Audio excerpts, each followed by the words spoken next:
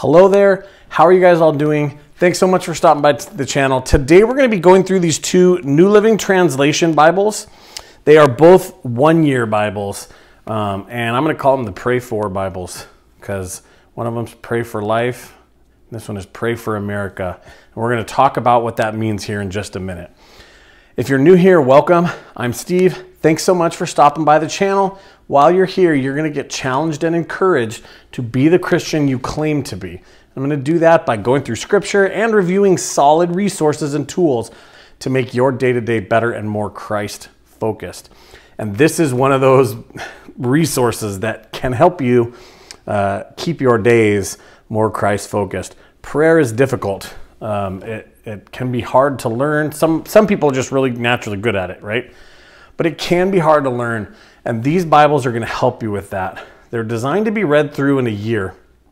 But each day is broken up into readings, and they have prayer prompts. The Bible on the left has American-based prayers, praying for our leaders, praying for our country. And the one on the right is praying for life, praying for like praises and intercessions and reflections on what you're reading. So we're going to take a look at them. We'll take a look at really only one because the inside layout is very similar. It's basically the same. The only difference are the prayer prompts, essentially what the prayer prompts say. So let's measure these both so you can see they're a little bit different in size, but not much. These are not big Bibles. They're 9 inches by about 6. And this one's about an inch.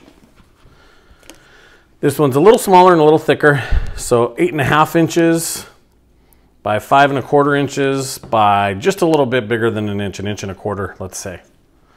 So they're not very heavy. They are soft cover. They're available in soft cover like you're seeing here, and in like an e-version, a Kindle. If you're a Kindle reader, these are a great option in my opinion for that because you're going to be going through it in a year. You'll have it with you on your phone. You'll have the prayer prompts with you. So if you like ebooks, I would suggest considering purchasing this particular Bible in either format because you have them to prompt you to pray. They are not red letter, so you're going to get black letters only. Most likely that's because of the way that it's split up and into the daily readings. In the Pray for Life Bible, you're going to get and we'll open it up and look at it a little differently, a 9.5 point font. And in the Pray for America Bible, you're going to get an 8.5 point font. Now, it's always kind of hard to tell on the video because I guess on the difference. The difference is it's not a major difference. If you just handed these to me and asked me what the font size was, I would think that they're the same. That being said, I'm not a font size expert. They're both very pleasant to read. So we'll open those up and get into them in just a minute. So let's push one of them out of the way for now. And let's take a look at it. On the back, it does have some basic information. If you want to pause and take a look at it, you can read that, but it just tells you basically what you're getting in the book. Daily prayers. It's the New Living Translation. There's a reading plan in there, okay? And that's a little snapshot. We'll show you the back of the Pray for America Bible too, just in case you want to take a read what they say. The forwards are written by different people. The forward from this Bible is written by the Senate Chaplain, Dr. Black. And this Bible is written by Johnny Erickson Tata.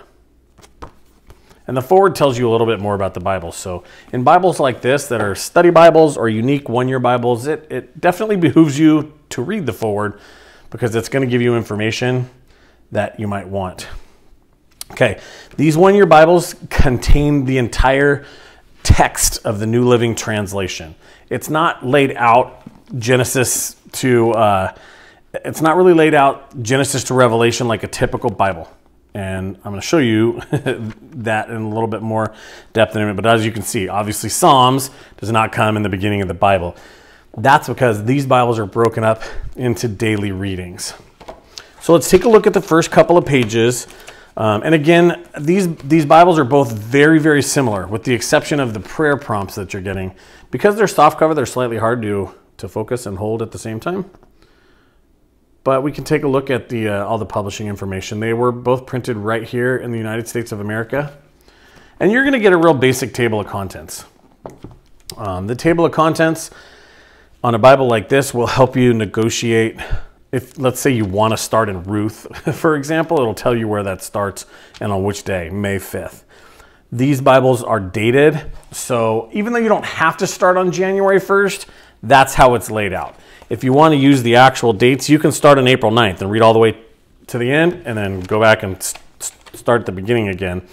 So just because it's not January 1st, don't be put off by that. Still a fantastic way to read through the Bible, and it's all laid out for you. You have a foreword, like I said. This one's written by Johnny Erickson Tata. She tells you a little bit about why the Bible is laid out the way that it is, how the Bible is laid out, kind of why it's important to pray, since these are pray for Bibles, and how you can pray through the text, giving you just a little encouragement on doing that. And then it gives you the user's guide. It also has inside like kind of a study, some study information on how to study the Bible. And this stuff is good whether you're reading, these tips and tricks are good whether you're reading through a one-year Bible or not. But just like it says, read it out loud, copy it, summarize it, little just tips and tricks on how to read through the Bible, how to study the Bible. And those are fantastic things to think about and to focus on as you're reading. So it's nice to read through those. And a little note on the publisher. If you want, it has a contributors list, who, the images, who contributed to this, the editors, okay? If you want more information, if you want a complete list of the New Living Translation Committee, the people who actually translated the Bible portion of this, you can go to tyndale.com/NLT/scholars. I'll leave a link to that down in the description. And then we get into the Bible. This is really basic. It's not a study Bible. It is a prayer prompt Bible. So as you can see, it'll give you a date, no matter kind of what day you want to start on here. It's going to give you a date, February 1, right? January 1, it'll give you a little focus for the month. And kind of give you a little prompt as to something that you can be thinking about as you're reading. And then for every single day, it'll give you a little prayer prompt. It gives you your prayer prompt, and then it gives you your daily readings. So you get Genesis, you get an Old Testament reading, a New Testament reading. So we have Matthew, and then a Psalm and a Proverb. And as you can see, day 2, January. And in January, they're focusing on, what did it say, sanctity of life. So your prayers are probably, I haven't read every single prayer in here, but they're going to be focused on that, on abortion, and sanctity of life. So it's going to give you your prayer prompts, something to be thinking about while you're reading through the text and while you're reading through the scripture. And something that you can pray about all throughout, right? We should be praying before we read, while we read, and after we read. So we can learn more and so we can be in constant communication with the Lord. Prayer is very important. And these Bibles go to an extended length to help us and to give us prayers, to give us things specifically to pray for. That's basically all that you're getting. So there's no cross references. There is a little bit of room to write, not much. If you're a writer or a highlighter. But again, this is designed to be read. You get a couple of pages a day, and in 1 year, you've gone through the whole Bible. And not only that, you've done a whole lot of praying on the focused items that they're praying for, or they're asking you to pray for. And again, prayer is hard. So it's nice sometimes when somebody gives you a list. Hey, pray for this. Hey, pray for this. It takes a little bit of the thought out of maybe sitting there and not praying because you're worried about what to pray. These little prompts will help you out a lot.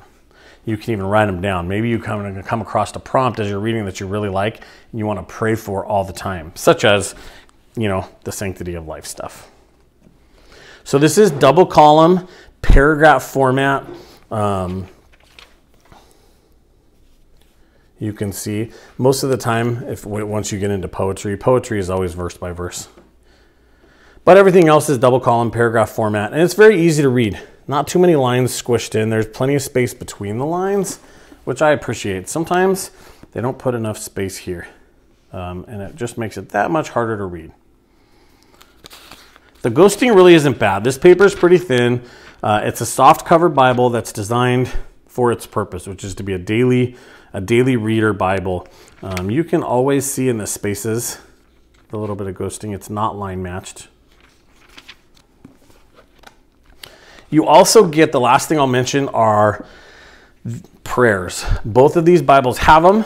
This Bible is really cool. I read through a lot of them. These big cardstock sheets of paper, you'll get prayers by George Washington. So it's a prayer that he prayed at some point, June 8th, 1783.